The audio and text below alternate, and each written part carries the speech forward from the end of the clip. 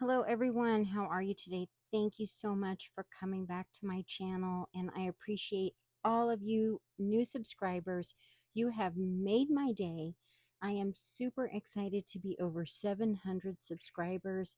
I'm close to 720, so I'm excited to hopefully reach 1,000 subscribers or more this year.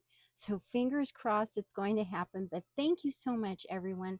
I really, really appreciate it. And I appreciate so much all of your kind comments. And thank you, thank you, thank you.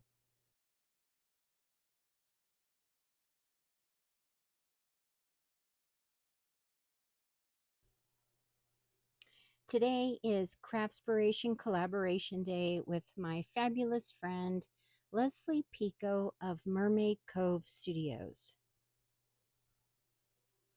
So today I have some mixed media.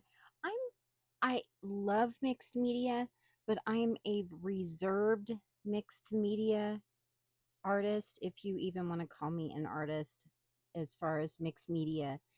I'm I'm not anywhere near Tim Holtz or some of the other extremely creative mixed media artists. But I do like to dabble. I do like to do a lot of different crafting and incorporate it. I love to watch Prima videos and Tanya scrapbooking, and just to mention one who I adore. I adore her so much, and I I wished I could afford to buy all of those flowers and use them all on one project. So I really do kind of hold back because they are a bit expensive and I love them. And I'm going to have to show you a couple of my projects that one of my cats got a hold of because I didn't put them away soon enough, and they munched on a couple flowers. I'm heartbroken, and luckily they didn't get sick, whoever it was. So I don't know who it was, but I love Prima. And so today's project, I've made kind of a funky fun project. I've been on a kick for trying out different ways to package stuff up and make little boxes. And so the bento box book box that I've done is along the lines of where this project came from.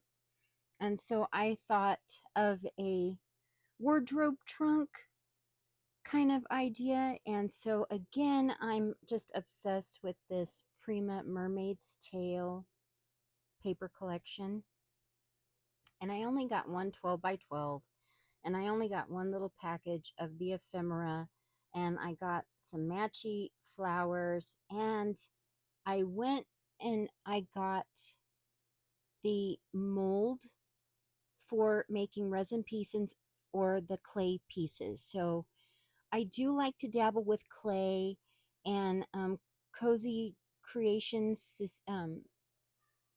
one of my friends, oh my gosh, she does some gorgeous clay work. And um, so I like to dabble a little bit with that.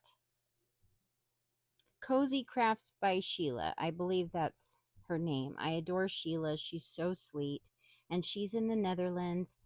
And okay, so I have used the Prima Mermaid's Tale mold. And I also have some other flower molds. And so here's the mermaid's tail. And then I painted it with Wink of Stella. Yeah, I think that's right. The Wink of Stella markers. And then once you've painted them, you have to seal them up. And so here is the varnish that I use. See, and it says good for ceramic, clay, wood, painting, plaster, and it's ultra glossy gloss varnish. It has no smell. It's like working with nail polish. It comes with the brush inside.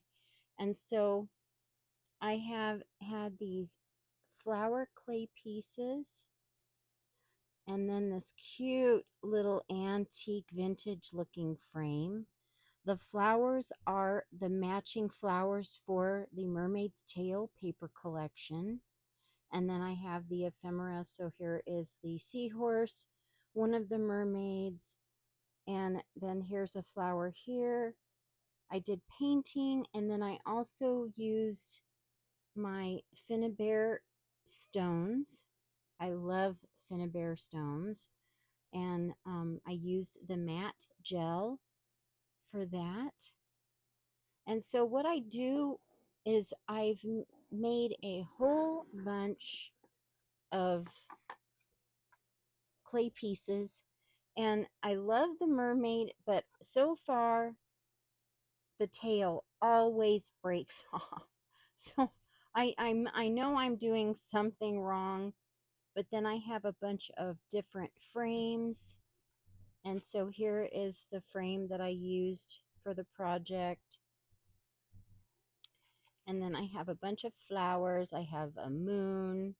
So I've made a whole bunch of pieces, and then they're here and ready to go. This is from the Mermaid's Tale Collection. And it is ready to go for projects. And then all I have to do is paint them. And sometimes I hot glue them on. Sometimes I use this this 3D matte gel. I absolutely love this, and it dries transparent. So there is that. And here is how the side looks. And I did one side a little bit larger than the other, and did the magnet. And then it is a tag flip on the inside. So I punched the holes to run the binder clip through the middle there. And then it opens up like a wardrobe, like so. And the tags are this tag set here, and I used the medium one. And this was from a digital collection, and the young man is holding a starfish. And so I gave him the Mermaid's Tale sea turtle. And I used this TCW Stormy stencil butter. And I have quite a few stencils. I used one that was from Anna that is now Cottage Papery Roses. She was Anna's Wonderland. So I used that one. And then the one that you see before you on the first tag is this one here. And then I have also used this, oh, they're stuck a little bit. Oh no, mixed media. What can I say? I used this one that, yes, it is a wood green, but it also can look like water if you turn it this way. And then I have used these really cool tribal kind of design or artwork, and I thought it looked like scales, so I used this one as well. And then I had different color laces and trims that I thought went really well with this. And so we have this tag here. Let's move the camera down a bit. So we have this tag here, and I like the lace fabric hearts. And I cut just a really pretty piece of vintage or antique lace. Here's this one here, and I did use lavender crepe paper, and I made a rosette, and then I freehand cut it into a heart. I probably could have used a die, but I don't have good luck with that, so I hand cut it. And then I had punched some paper flowers with my favorite Stampin' Up! Punch.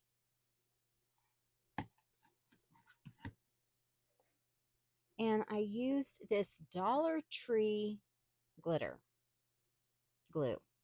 you guys, it, it, it's definitely,